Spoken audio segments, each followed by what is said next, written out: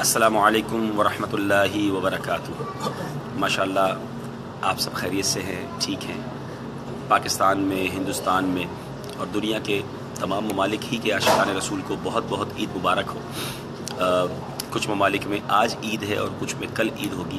الحمدللہ حرمین طیبین کی فضاؤں میں آج عید کا دن ہے، اور حاجی یوں کہا جائے تو غلط نہیں ہوگا کہ وہ عیدوں کی بھی عید منا رہا ہوتا ہے، کیونکہ آج وہ عید والا سماں تو نہیں ہوتا کہ جس میں عید مبارک کہی جائے اور جناب قربانی ہو اور پھر گوشت کھایا جائے اور تقسیم کیا جائے۔ اس کی ایک الگ کہا جا سکتا ہے کہ خوشیاں ہیں، لیکن میں عرض کر رہا تھا کہ خدا کی قسم جو حاجی جس برکت کو لے رہا ہوتا ہے، جو اس کی اندر کی فیلنگز ہوتی ہیں، وہ لفظوں میں بیان نہیں ہو سکتی۔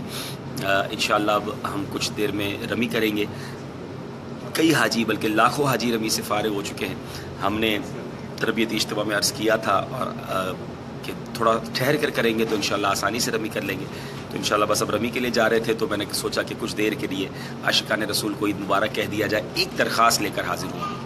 دعوت اسلامی کیسی کمال کی تحریک ہے، عاشقان رسول کی مدنی تحریک ہے، جو دنیا کے کم و بیش تمام ہی ممالک میں اپنا پیغام پہنچا چکی ہے، اور دن بدن یہ پیغام آگے بڑھتا جا رہا ہے۔ 100 سے زیادہ شعبہ جات ہیں اور کروڑ عاشقان رسول اس سے وابستہ ہیں۔ صرف مدنی چینل کو دیکھ لیں، کبھی مکہ شریف سے، کبھی مینا شریف سے، کبھی مزدلفہ سے، کبھی عرفات سے، اور دنیا بھر کی زیارتیں لے کر پھر اس کے ذریعے جو پیغام پہنچایا جا رہا ہے۔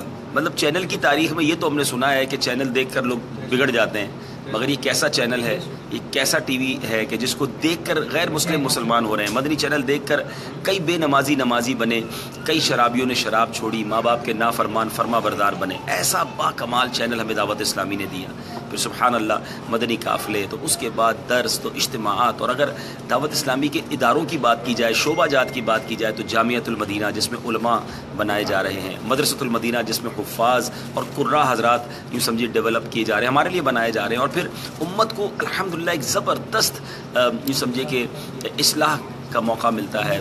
اور مجھے اپنی اور ساری دنیا کی لوگوں کی اصلاح کی کوشش کرنے کا جو جذبہ امیر اہل سنت نے عطا کیا ہے، دنیا بھر میں مبلغین جا رہے ہیں، تو اتنا بڑا نیٹ ورک، اتنا بڑا کام، آپ سمجھ سکتے ہیں اس کے اخراجات کتنے ہوں گے۔ میں یہاں ایک عرض لے کر حاضر ہوا، تھوڑی دیر ہی کے لیے حاضر ہوا ہوں، موقع ملا تو پھر انشاءاللہ اس طرح بھی حاضری کی کوشش کروں گا اس مقدس سرزمین سے کہ آپ کے میسیجز بھی پڑھوں اور کو جواب بھی دوں۔ لیکن فی الحال جو میں حاضر ہوا ہوں، ایک التجا لے کر حاضر ہوا ہوں کہ اتنی بڑی عاشقان رسول کی مدنی تحریک، اتنا بڑا نیٹ ورک، اس کا ہم ایک بہت اچھے اور آسان انداز سے تعاون کر سکتے ہیں۔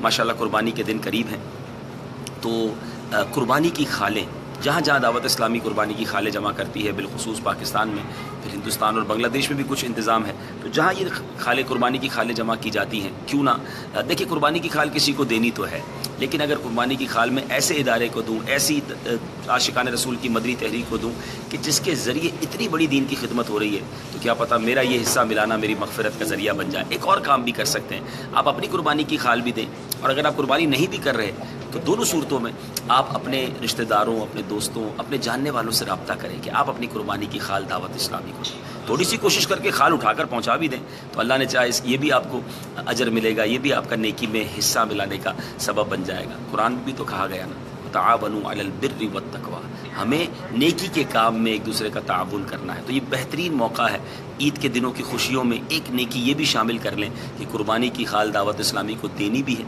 اور دلوانی بھی ہے۔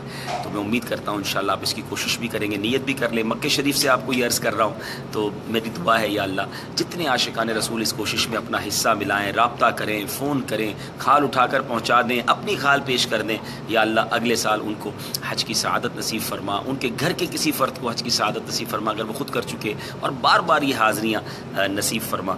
تو یہ دعائیں بھی آپ کے لیے ہیں، اور انشاءاللہ میں کو نیت کرتا ہوں کہ موقع ملا تو دوبارہ، ابھی تو ہم رمی کے لیے جا رہے ہیں، پھر مکہ شریف یا مدینہ منورہ کی فضاؤں سے آپ سے کچھ بات چیت بھی کریں گے، کچھ آپ کے میسیجز بھی پڑھیں گے۔ بہت سارے عاشقان رسول دعاؤں کے لیے کہہ رہے ہیں، سلام کہہ رہے ہیں، وعلیکم السلام ورحمۃ اللہ وبرکاتہ، اور اللہ کریم آپ کے دلوں میں جو تمنائیں ہیں اپنے حبیب علیہ الصلوۃ والسلام کے صدقے آپ کی وہ تمام دلی تمنائیں، پریشانیاں، مصیبتیں دور بھی فرمائے، دلی تمنائیں پوری فرمائے۔ ایک دعا بھی کر لیتے ہیں۔